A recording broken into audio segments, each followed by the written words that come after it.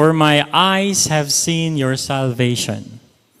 Dahil nakita na ng sarili kong mga mata ang tagapagligtas. Amen. Dito pinapakita sa atin that salvation is a personal experience. Ikaw mismo ang makaka-experience niyan. Hindi yan basta lang sasabihin sa'yo. Hindi lang yan basta maririnig mo. Hindi yan kaligtasang natanggap mo ngayon, bukas wala na. Okay?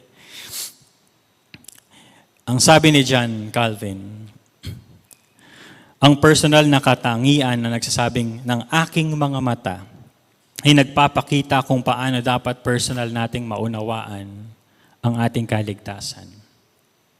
Pero higit dun sa personal, kasi nakikita mo sa mata, no? It's seeing Jesus Christ through faith. Kasi nakita niya si Kristo, hindi pa niya nakita ang mga miracles na ginagawa ni Jesus. Lumaki si Jesus, then the ministry of Jesus, marami nga nakakita ng himala niya, pero ano mang ginasabi ng mga Pariseo? Gawa yan ng demonyo.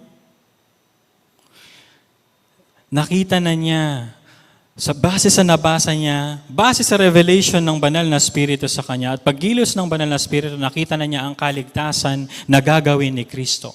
Hindi pa niya nakita ang krus. Pero nabanggit na niya kay Mary, kung yun titingnan on the succeeding verses, para yung sword? Sword that will pierce your heart, sabi niya, would cause the falling and rising of many.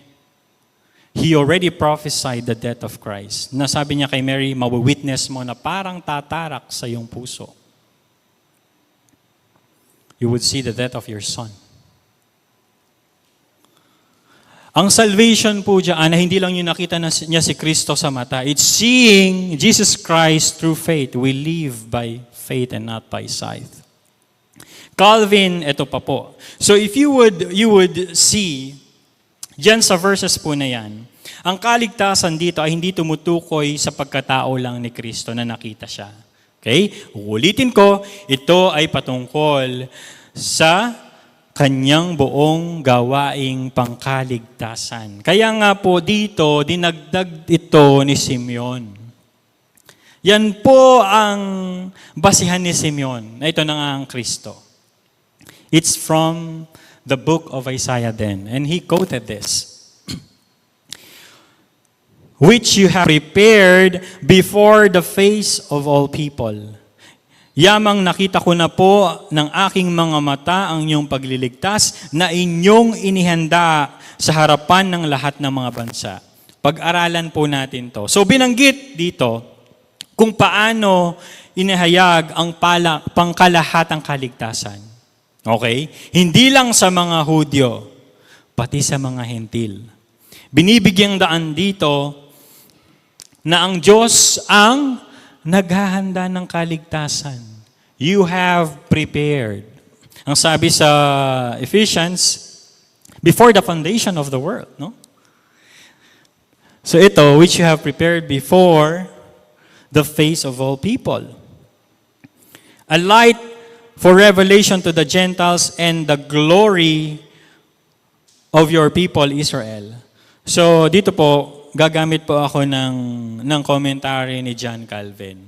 Okay, John Calvin is one of the reformers, no?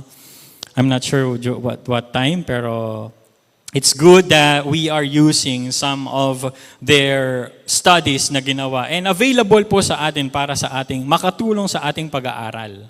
Okay? Calvin sees dual purpose in Christ's coming. Binanggit po diyan, a light to those in darkness, those Gentiles. Okay? And be perfect manifestation of God's glory to Israel. So, ang katuparan ng propesiya sa Lumang Tipan can be, atin po yung matatagpuan sa Isaiah. Ang una, Isaiah 42 verse 6. Isaiah 42 verse 6. Akong si Yahweh, ang tumawag sa iyo sa katwiran. Binigyan kita ng kapangyarihan upang pairalin ang katarungan sa daigdig. Sa pamamagitan mo ay gagawa ako ng kasunduan sa lahat ng tao. Sa pamamagitan mo ay dadalhin ko ang liwanag sa lahat ng bansa. A light to the Gentiles. Isang ilaw na magdadala ng kapahayagan sa mga hintil. Ang propesiyang ito ay ang papel ni Kristo na magdadala ng kaligtasan, hindi lang sa mga Hudyo. Ito ay katuparan ng propesiya mula sa lumang tipan. Liwanag sa lahat ng bansa.